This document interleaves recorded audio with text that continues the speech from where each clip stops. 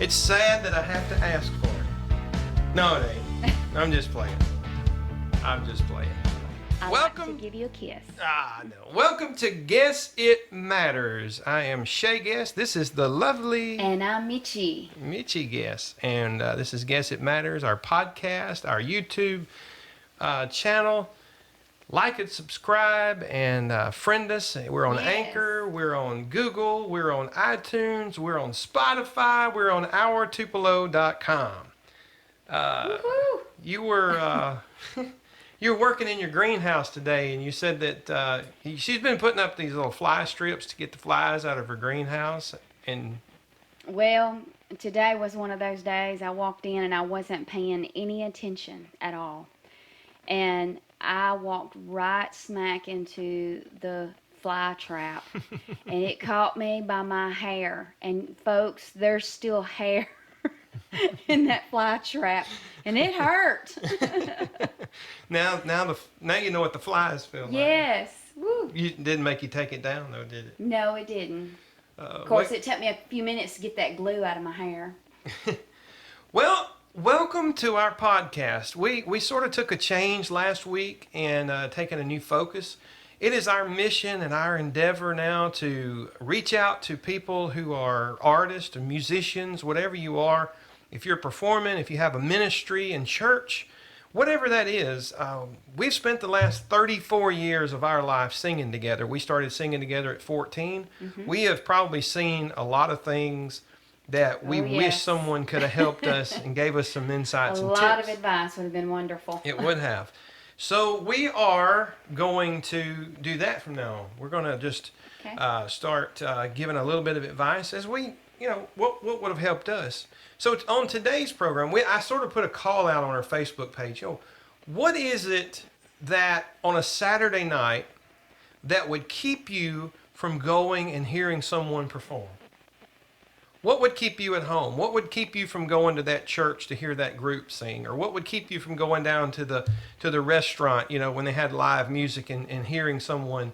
What were some of the things that would keep you from doing that? And to be honest, we got some responses. It was a little slow. I think people were afraid. But we got some responses. Some people said, sometimes the sound is too loud. Sometimes the singing is not that good. That was one of the responses. Sometimes it was, I don't know the people. I don't know who they are. Personally. Yeah. Knowing them. And so that's what we're going to talk about today. The frustrations of starting your group, starting your ministry, whatever it is you're doing, and you've rehearsed, and you've got your music tight, you got your sound, you got your songs picked out. You go play your first show or your first service at a church somewhere and nobody's there. That is disappointment. It's very disappointing. And so we're going to try to talk about some things that may help you overcome that and grow your audience, right? So we got 2 tips today that's going to help you do that.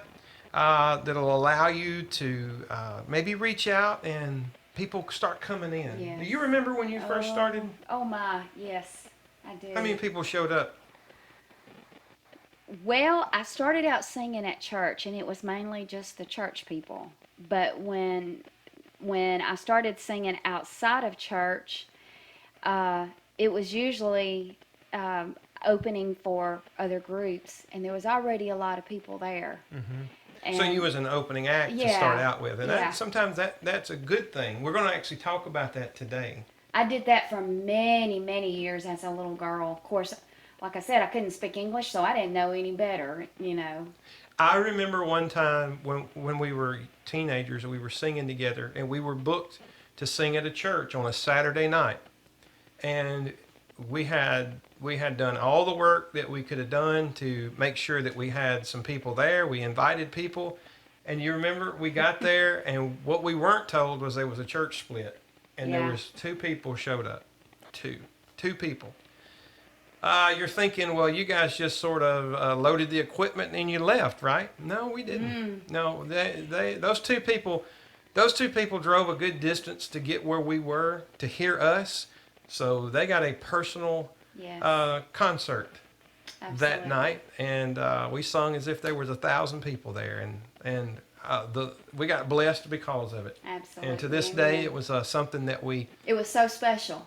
It was special. it was very special. You It can't. was disappointing and disheartening at the same time, but yet it was special. It was a special type service. And there were a couple of times in our life where we have sung on stages where there was 5 to 10,000 people, Oh yeah. but they weren't there to hear us. Nope. And you could tell by their responses that, yeah, hey, we're glad you guys did that. Get on with the show. Get Get off on the with the stage, next one. find somebody else, So that's what we're going to talk about today. Maybe some of these things we do talk about is going to help you. But first, what I want you to do is make sure that you like and subscribe Subscribe. on Facebook. Yes. Also, we need you to go to our YouTube channel, Shay and Mitchie. You can search us, find us. Please find us. Search us. Subscribe. We need you to subscribe because that helps us get the word out. Just click that little subscribe button. I'm about to tear off our equipment. Click that You're little messing up that spit guard. I messed up this. I'm gonna have to make one. No, we're not making one. We're not. So like us on Facebook, like us on YouTube, like us on Anchor, like us on Spotify, Like us on it all. like us everywhere. Yeah. We'd appreciate it if you did. Email address, shayandmitchie@gmail.com. Send us a message. And we're going to take a little break, and we'll be right back on the other side and get right into this. Guess it matters. Yes. Matters to us. Yeah, if it matters to you, it does to us.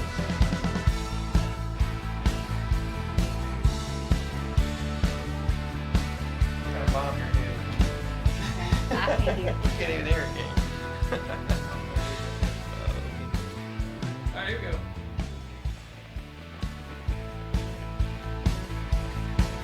And we are back. We're back. We're back. Today we're going to be talking about tips to help you grow your audience. And I'm not talking about doing the Facebook boosting post and the buying ads in magazines and circulars and things. All that stuff, it helps. But that's not what we're talking about today. What we're talking about today is going to be Personality. personality. Personality. Mrs. Personality right here. But you know what? That's a very biggie. It is. Yes. You know, top priority. It is. Sometimes we like people, no matter what their genre they sing or whatever, the actors or whatever they are.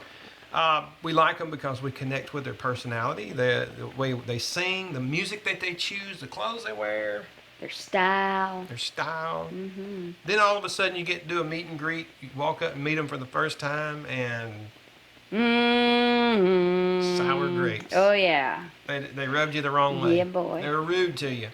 What I happened? have experienced that. That was a very big disappointment. What happened? Yesterday you loved their music. In all of about 10 seconds you decided you hated everything about them. Because of their Oh, yeah. personality. So that's key. Personality is key.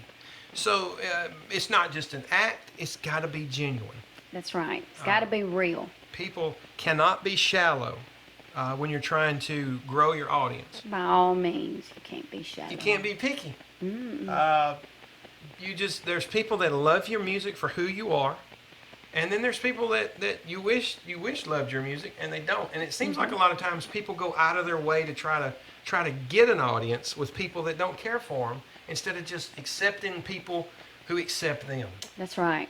And if you'll just cultivate and cultivate those relationships, things will go a whole lot better. Absolutely. You want to get to know people.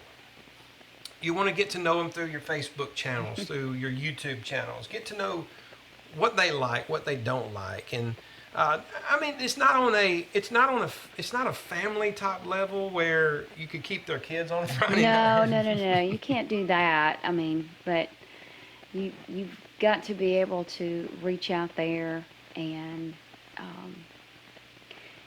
there is a level you've got to get personal with your audience. It's a balance. Yeah, balance. There's a balance, and you connect with them. So we our podcast is carried on OurTupelo.com. So I wanted to talk about some folks that I've come in contact with that I don't really personally know, so to speak, but I do follow their. One in particular, one I do know personally, the other one I don't. So the first one I'm going to talk about, I don't know him personally, but I do follow their music and their page because they are a great example of what it takes to be to connect with people. Cool.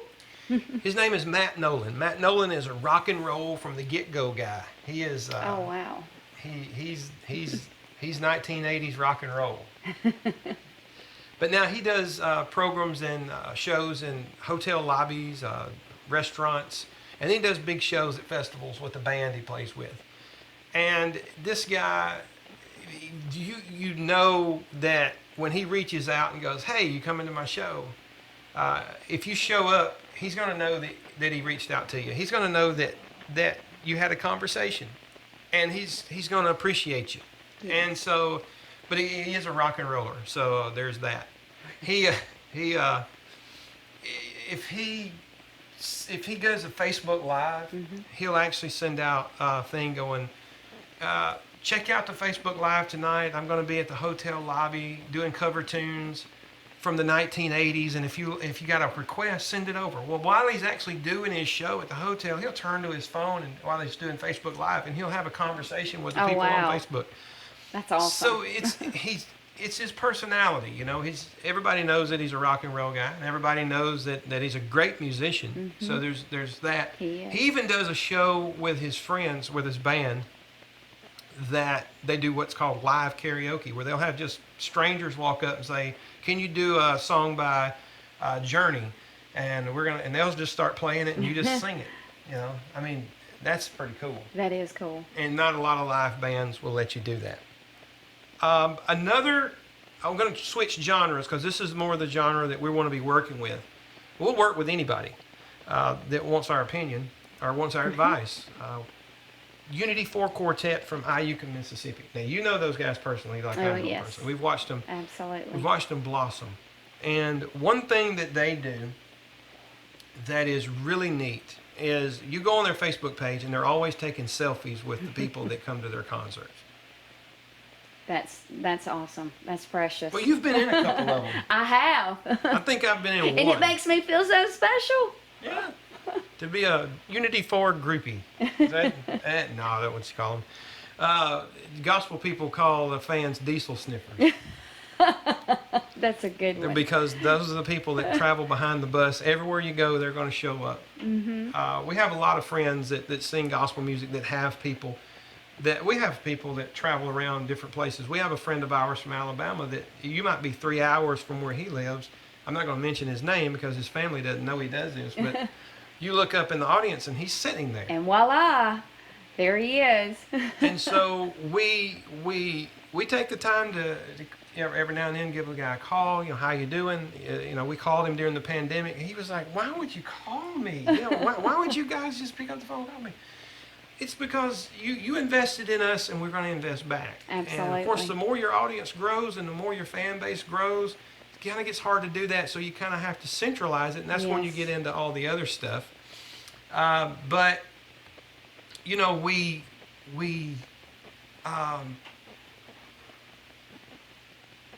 went and seen them, Unity 4, at a fair.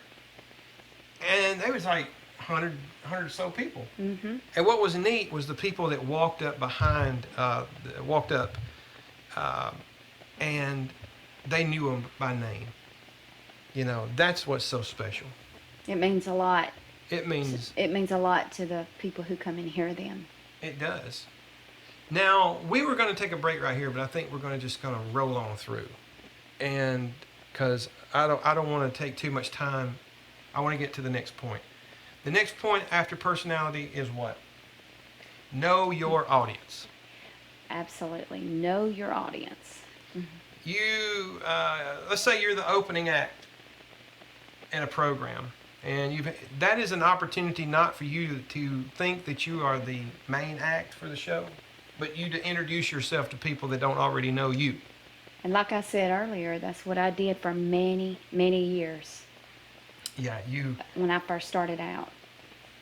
One thing you do not do, if you want to engage an audience that you're meeting for the first time, and maybe the people that allowed you to open are allowing you to do 20 minutes or so to open for them.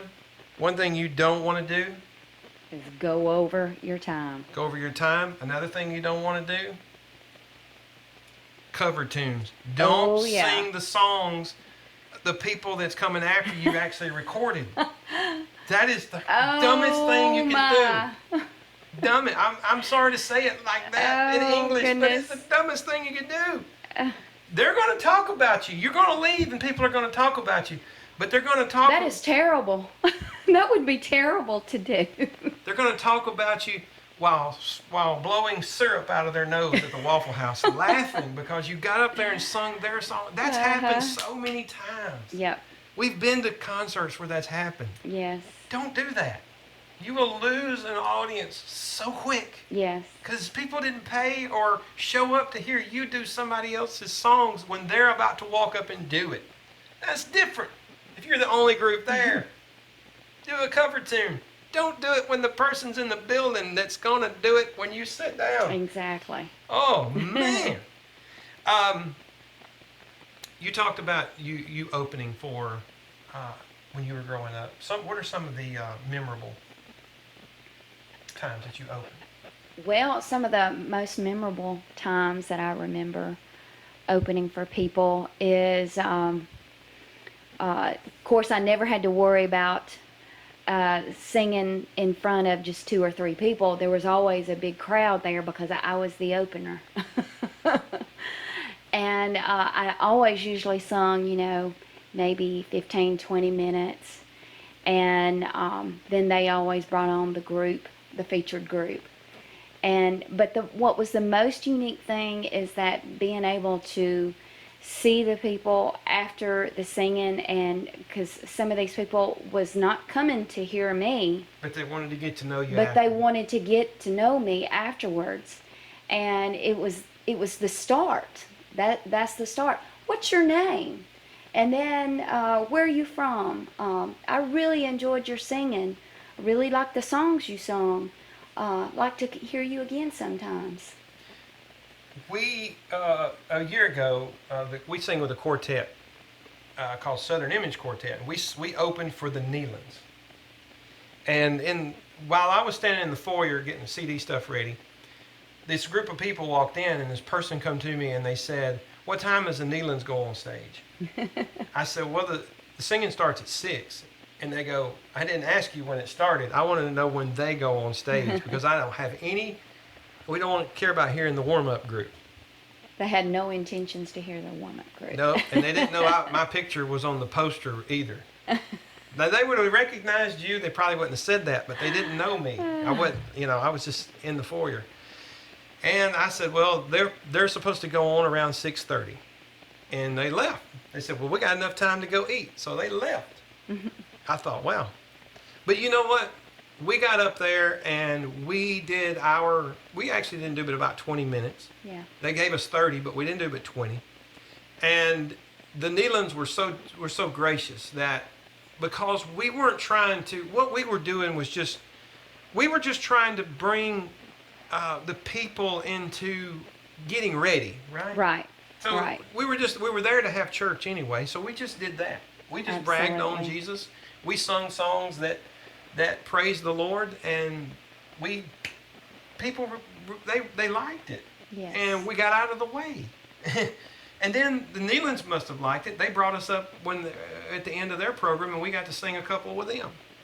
So, but another time we sang at a church, and the group we opened for was not even in our caliber. We were a different. Remember? Oh yes. We were a different style, and they gave us 30 minutes. We took 15. Yeah. Because the people that come to hear the other group, we were probably more. We had more music than they did. They just had like a guitar and. That was just a guitar. That's all they had. That was all they had, and we had more music, so it was a little bit different. And so what happened was we had church again. Mm-hmm. We did what we do, which was what our personality was. Tried to get to know them through the songs that we were singing. And we didn't spend a lot of time talking. We just moved through the songs. We flowed. But as soon as the audience, it felt like that they could be our friends, we ended it. We ended it quickly. And we got off the stage. And that made such an impression on the promoters that they invited us back Yes. and that they asked us to come back and do our own concert. So that's just some of the things. And It's better to leave them wanting more of your singing than to say they sung too much. that's right. And then now sometimes you get booked into venues where they actually ask you to do 2 hours, and you better know what you're getting into if you do that. Absolutely. And sometimes if you do that, you're probably singing in a venue where the audience changes. Mm-hmm. So people are coming in, sitting down and eating, and then they're getting up and they're leaving. We've been to those before and had to do those. They're fun because you can do the same song several times Yes. in 2 hours and sing to a different audience. The thing about it today is that we want you to know your audience before you even get to the venue. Yes. Work on getting to know them on a personal level with these 2 tips. It's just a start, but it'll help you. This is if you've sharpened your sound and your craft. Don't think you can just walk up into a place and sing horribly and be personal with it and know your audience and expect to have somebody follow you when you leave there. Not going to happen. Absolutely. But it goes hand in hand. Sharpen your talent. God gave you a talent, sharpen it. That's not what these podcasts is about. We're hoping that you already know how to do what you do. We're just giving you some tips and pointers to help you along the way. Don't forget to like and share our Facebook Yes. page. And subscribe. Subscribe to YouTube. Yes. We need subscribers. And that's right.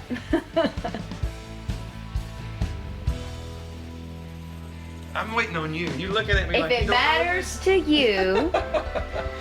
It matters. yes, it matters to us. It does. So we're going to say farewell for this podcast, right? Yes. My name is Shay. This is Nietzsche. Yes, it It matters. Thank you.